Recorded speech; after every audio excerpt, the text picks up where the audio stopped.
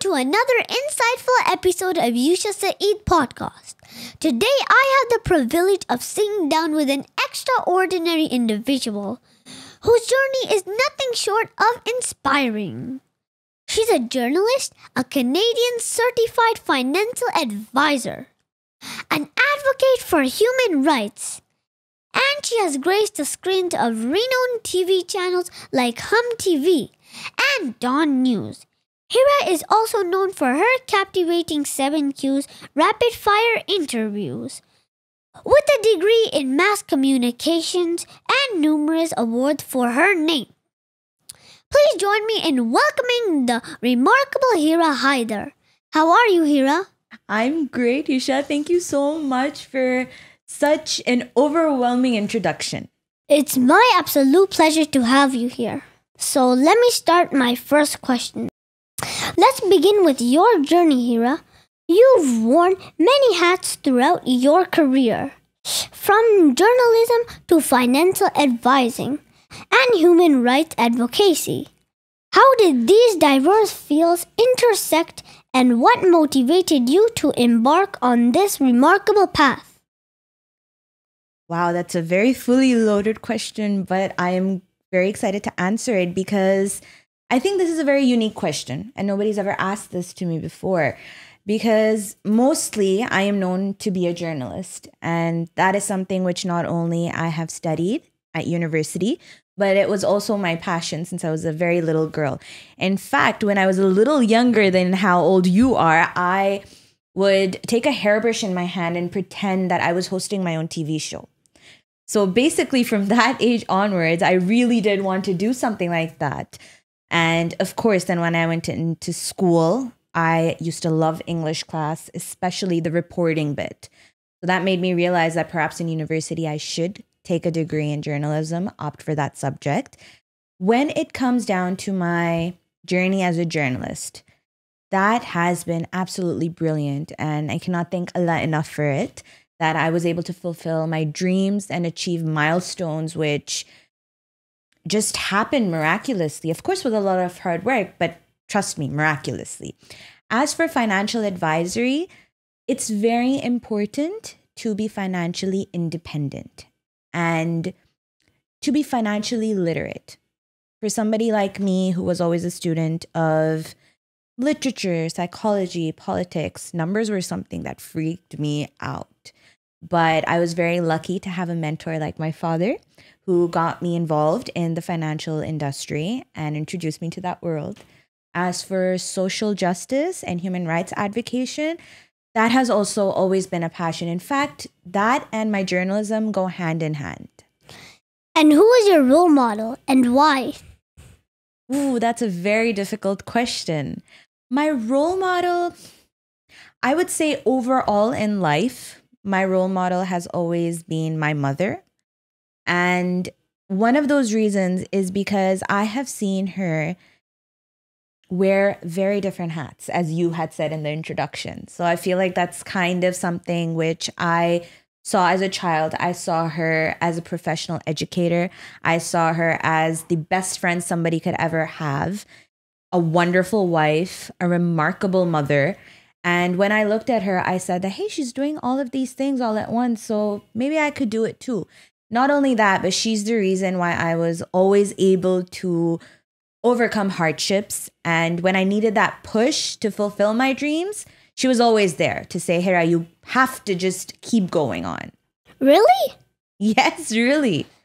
You have the opportunity to work with esteemed news outlets like Hum TV and Dawn News. Could you share a few memorable stories or projects that have left a lasting impact on you during your journalism career? So I actually did my internship in Dawn News as a field reporter in Lahore. It was a lifetime experience because I have never lived in Pakistan before. I was raised in Toronto and then in Dubai. So to be out and about on the streets of Pakistan, Lahore, meeting all kinds of different people, looking at the variety of culture and cultural practices, the issues that individuals face on a daily basis was something that changed how I perceived Pakistanis. And it introduced me to a whole other culture that I could have never been aware of until and unless I was a part of the pulse of Lahore city.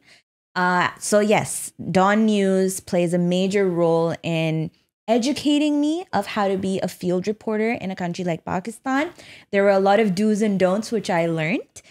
Also, with regards to Hum TV, I've had a brilliant experience with them. I was humbled to be hosting the red carpet for the 6th Hum Awards as Hum TV Canada's journalist.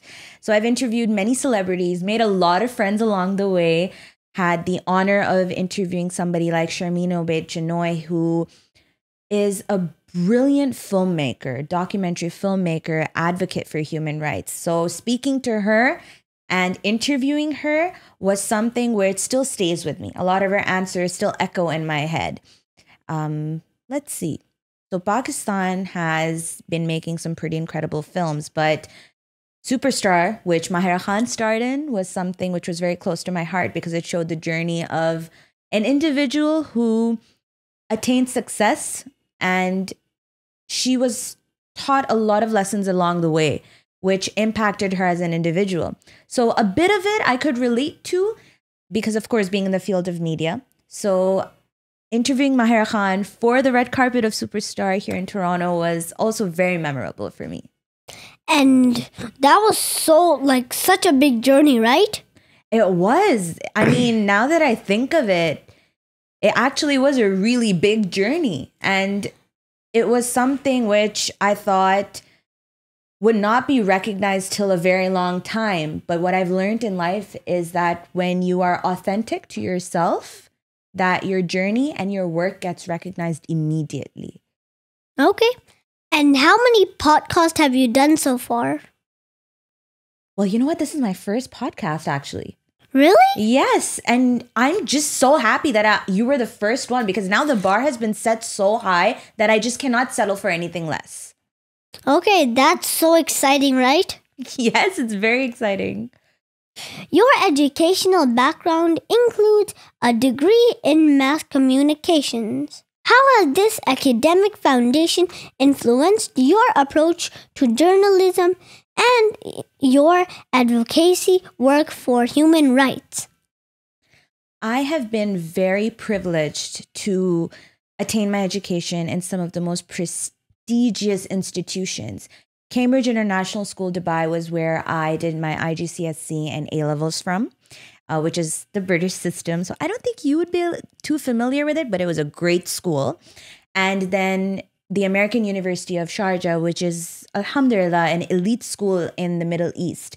Getting a degree in journalism from there was the foundation of my career, you can say, because professionally learning how to be a journalist is not easy. It's quite difficult.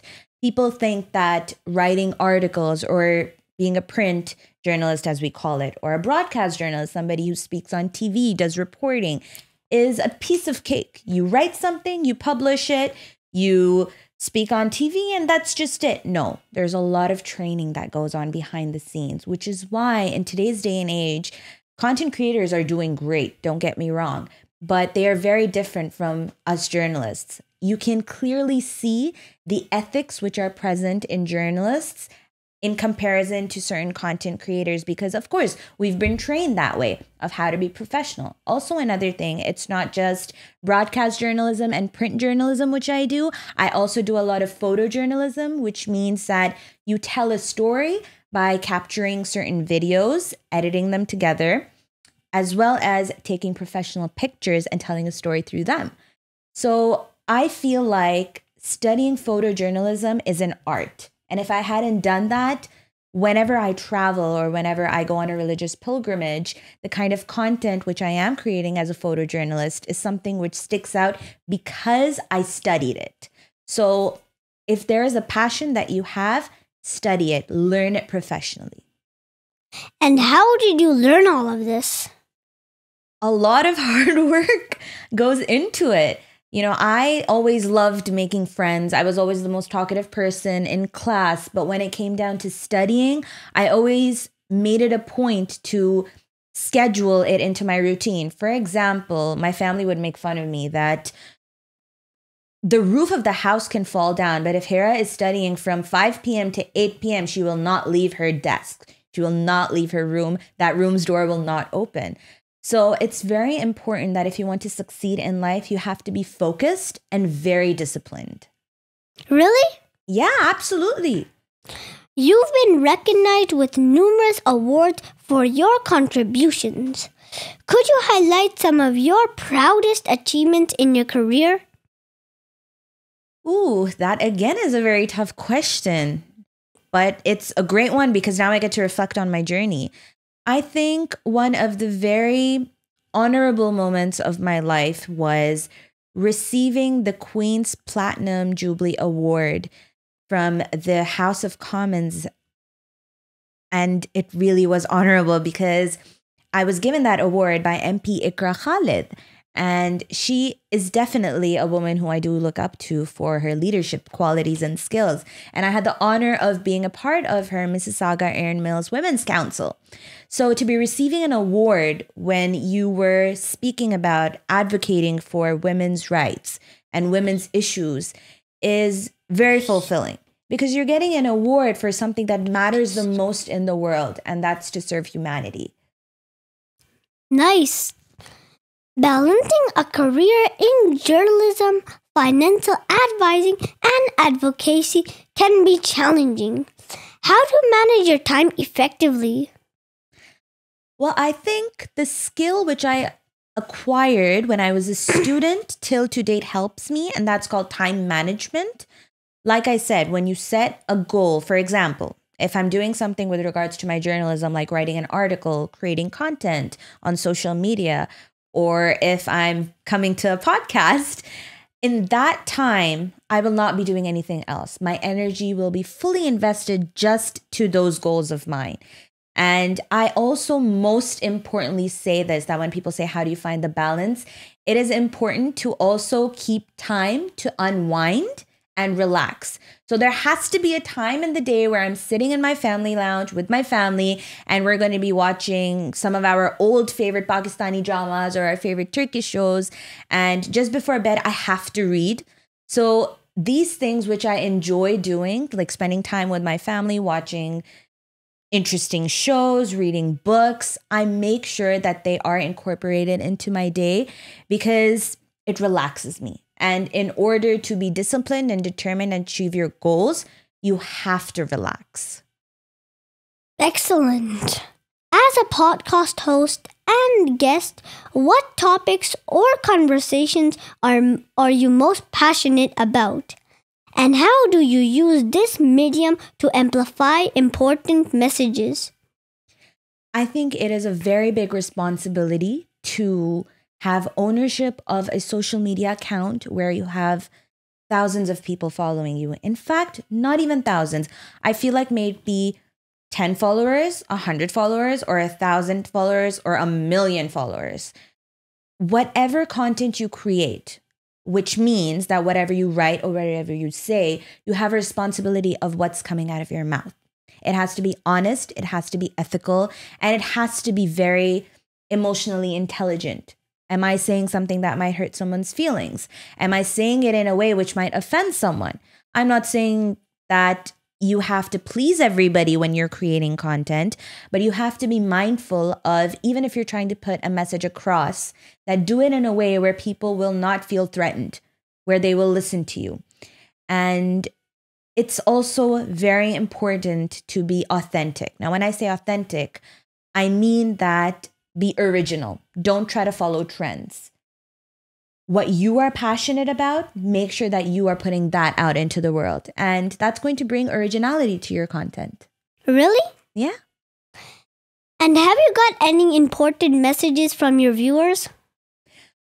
I think the most impactful response that I get from my audience is when they feel like they can be vulnerable with me. There are so many uncountable messages which I receive on Instagram, personal messages, where people are sharing their problems, their traumas, their grief with me. And I feel like sometimes when I'm feeling really down in the dumps and really having a bad day, when I receive such a message, I feel like, hey, you know what? I may not be doing great in everywhere else in my life today, but at least I'm fulfilling my purpose of existing by helping this person who's reached out to me. So more than the amount of followers that I have, or more than the amount of likes or comments which I receive, it's when people trust me enough to ask me for advice is that makes me feel, okay, my platform is really making a difference out there. What are your hobbies? My hobbies. So I love to read. I really, really, really, really, really love reading. It's something that's always been a part of my life. In fact, when I was your age, I would absolutely go crazy when it was Scholastic Fair in school. I don't know if they have that anymore in school, do they? I don't think so. You don't think so? So it was a big thing in my time, and I'm talking about early 2000s, where they would give us a flyer and lots of multiple books would be on it. So I would love to pick and choose, and I would go crazy. So at the end of the month, I would receive a huge package of books, and I still have them with me, you know? I've got a little mini library in my home, which I call my Kitavistan, and it also has a lot of novels that I've accumulated over the past few years. So reading is something which is my passion. Why? Because it introduces me to so many different characters and stories. Because of that, I have an open mind to when I meet somebody new in reality. Because if you are accepting of different personalities and characters and stories and reactions in a book, you can be the same way when you meet different kinds of people in this world. Other than reading, of course, writing as well. Writing my heart out. I love to do that. Why? Because it is a way of bringing myself a lot of mental and emotional clarity. I also love to travel, especially when I'm going on a religious pilgrimage, because when you're going on a religious pilgrimage, you get to do a lot of research work. You get to learn about your deen, and then you get to pass on that information to other people. So it's a spiritual experience. So yeah. Okay. And how many books have you read in the past few years? That is a very difficult question. How am I supposed to give you a number on that? You know what? I think I should go home and count all my novels. That would be a good way of realizing how many books I've read. But here's this. So what got me to start reading, I'll tell you that was Harry Potter. I was insanely in love with the narrative, and I finished my very first novel when I was only 7 years old. And there was no looking back after that. So Harry Potter was what opened the world to reading for me, and I loved it. Okay, where do you see yourself in the next 5 years? I have absolutely no idea, but this is something that I talk to Allah subhanahu wa ta'ala about every single day. And I've placed my faith in him. Because what I've learned in life is that no matter how much you plan your life, your journey, have your goals set in place, sure, you're supposed to do that, right? But at the end of the day, Allah subhanahu wa ta'ala has his own wisdom. So according to that, your plan might be edited here and there. So yeah, I'm working towards what I want. And I pray to Allah subhanahu wa ta'ala that according to your wisdom, whatever you think is best, please make that happen. Nice. What are your future goals? Future goals. I really do want to get more involved with social work.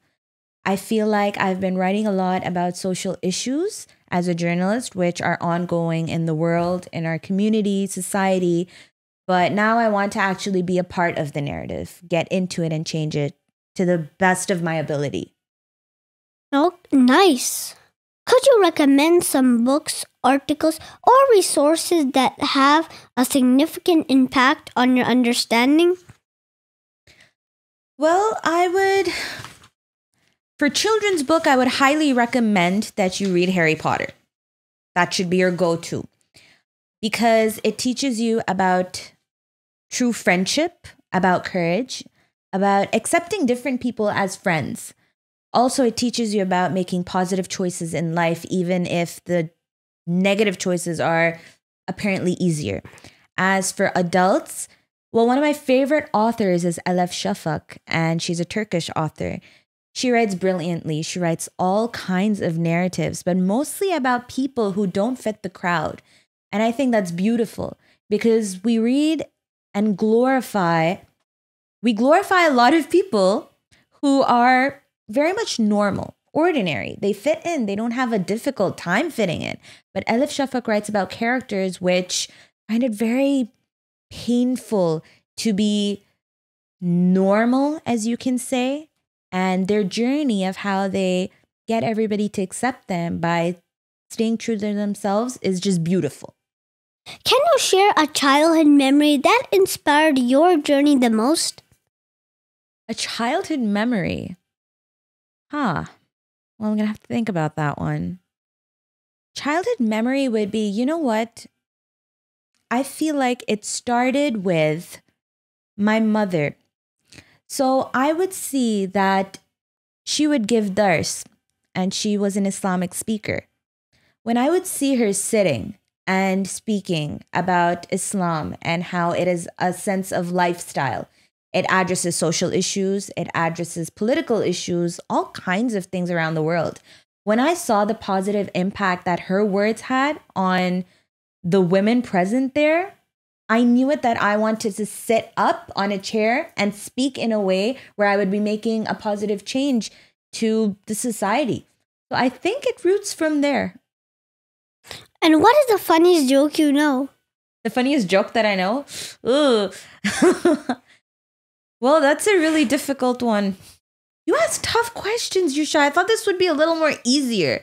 I'm not very good at jokes. I mean, I'm good at jokes in the moment. But if you want me to tell you a funny story, so I had just recently started working as a broadcast journalist, and I was having a live TV show. I forgot the name of my guest. That was awful. And it was funny because I was supposed to be asking them questions, and I couldn't do it in a way where I was addressing their name. So when you are hosting a live TV show, you have a little earpiece, and you can hear every single thing that's happening in the control room. And it was very difficult for me because everybody in the control room was laughing because they found it funny that I forgot the name. So I had to control my laugh. It was funny in the moment, not so funny when I'm telling the story. Okay, nice. Hira, let's say if you were given a choice to go back in time, what one thing would you change about yourself? I would give people the same energy that they gave me. Because when I love someone, may it be family or friends, I do it with all my heart and soul. And sometimes when I don't get that same energy back, I feel very hurt. So I've learned over the course of time that love unconditionally and see what the response is. And according to that, keep loving that person. So I do wish that I learned that lesson before. Would have saved me a lot of hurt. Really? Yeah. If you were given enough power to change one thing in the whole world, what would you choose? I would... What do you mean? Like a superpower? Yeah. Okay. So if I had a superpower, I would have it of healing. May it be healing physical health, mental health, or spiritual health. Because I have seen too many people suffer physically with ailments and diseases. So many individuals who unfortunately are suffering with their mental health. I wish there could be something that, you would snap your finger and they would get out of depression or find a solution to their anxiety. And spiritual health as well. There are a lot of individuals who don't know how to cure spiritual ailments, unfortunately. So I wish I could just put a little hand on them and they would be healed of everything possible. And how are you always so energetic? I drink a lot of coffee. No, I'm just joking. Okay, no, but that is true. I do admit to that. I do drink a lot of coffee. But energetic, I guess it's just how I am. I come from a line of very energetic people. My mother is like that. So is my baba. My and baba are both very energetic individuals. More energetic, mashallah, than I am right now. And my grandparents, my nana and nani were like that as well. My whole family is like that, in fact. So I think it comes from genes. That's a little funny, right? I think it is. Who is your favorite player and favorite team for the World Cup? Ooh, I'm going to have to disappoint you for this one because I'm not really into sports.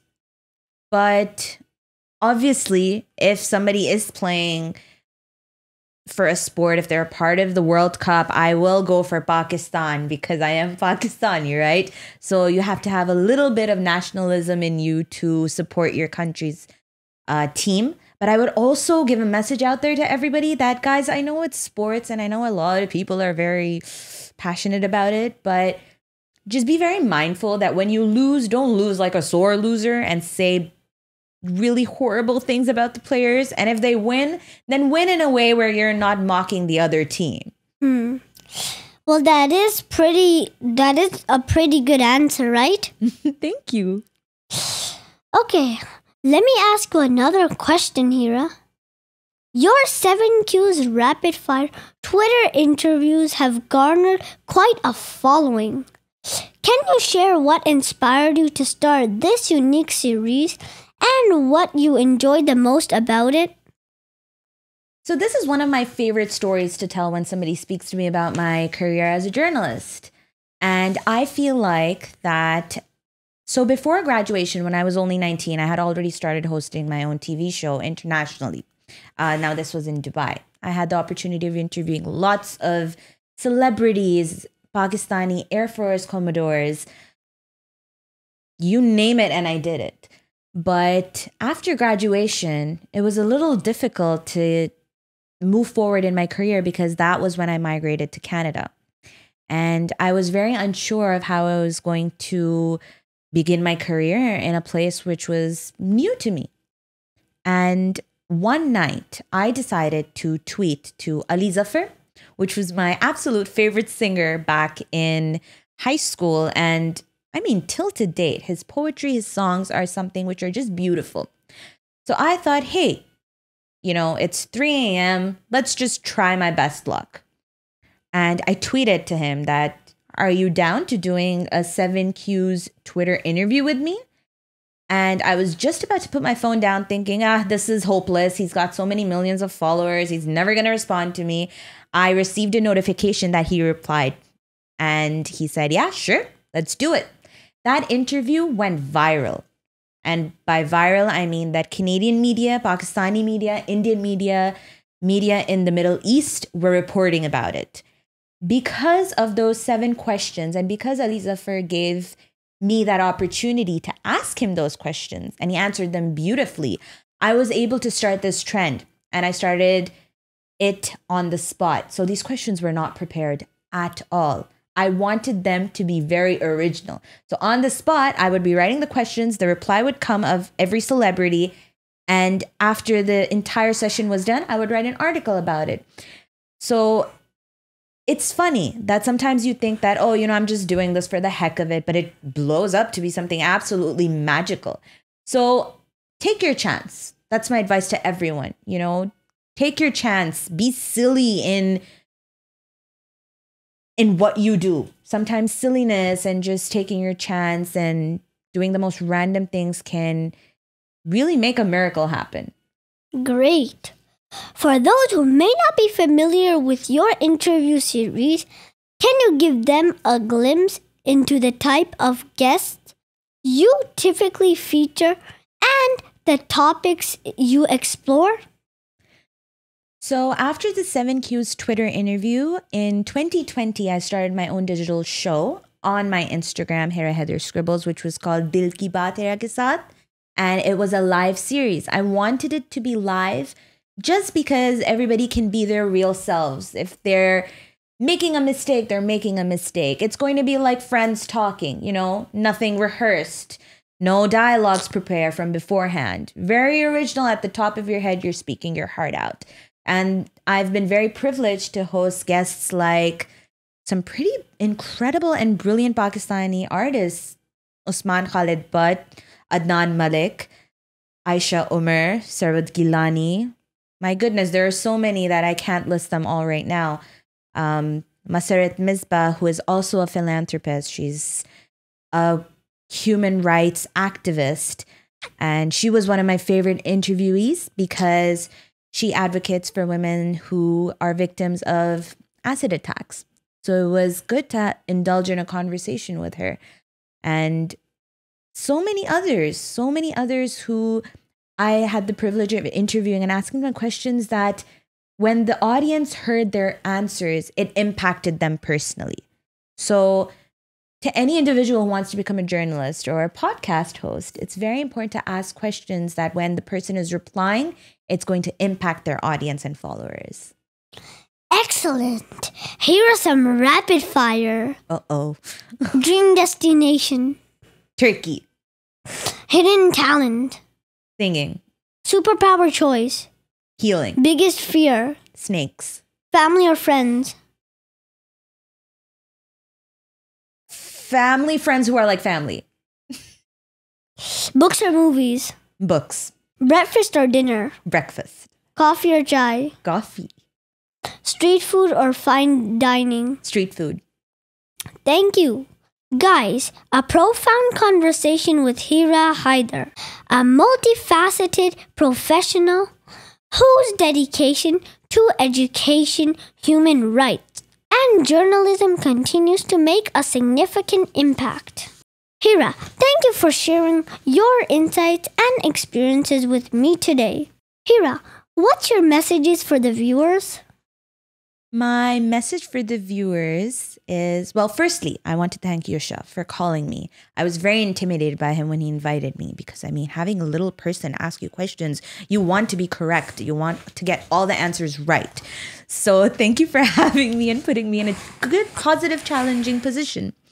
And one specific message to all the parents out there is that, mashallah, you're seeing what a brilliant job that Yusha is doing. He is incredible. It is very important to support your kids and their passion, to observe what their talents are and help them flourish with those talents and put them to use in the best way possible. So if your child is doing something out of the ordinary, pay heed to it and support them, because you never know how they're going to make a big name for themselves out there. Nice. As we wrap up this episode, I hope you found it as enlightening and inspired as I did. Stay tuned for more thought-provoking conversations on Yusha Saeed podcast. Until next time, keep learning, keep advocating, and keep making a difference. See you next time. Bye for now.